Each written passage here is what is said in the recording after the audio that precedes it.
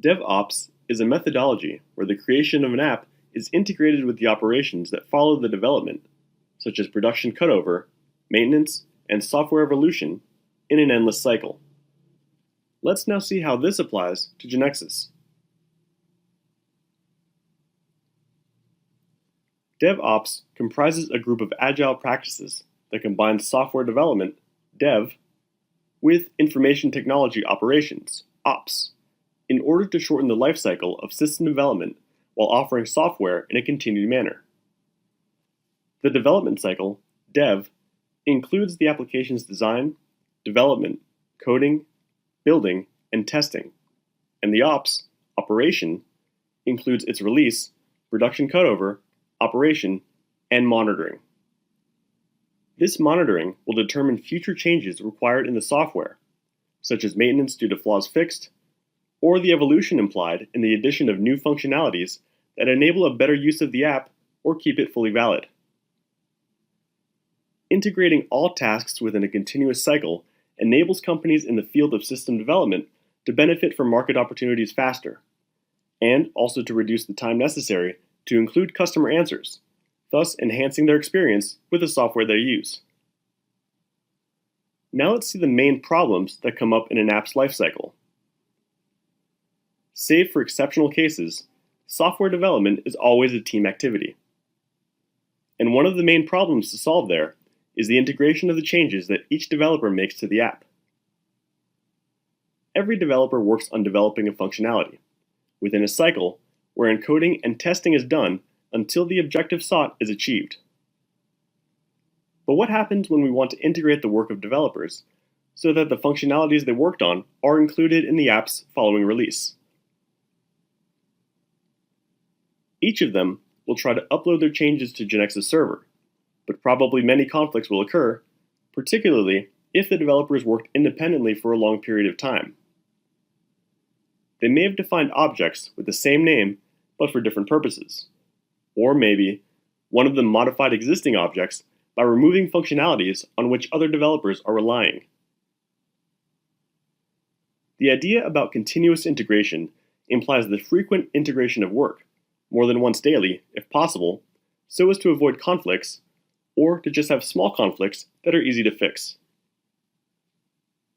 After the integration is produced, the app must be set up and tested automatically to detect integration errors as soon as possible. Automatic testing is also useful to make sure that nothing already in function has stopped functioning, known as regression testing. To this end, we'll be using GeneXus Server along with Jenkins, a continuous integration engine. This tool will implement the whole process. For each commit by a developer, at least the following automatic processes will be carried out: update of KB, build all, and execute tests. When everything goes well, the build is successful, and we may move on. Otherwise, the process must be stopped to solve the conflict encountered.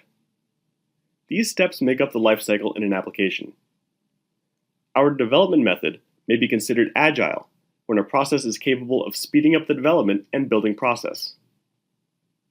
When we add automated integration and validation to our process, we've achieved continuous integration.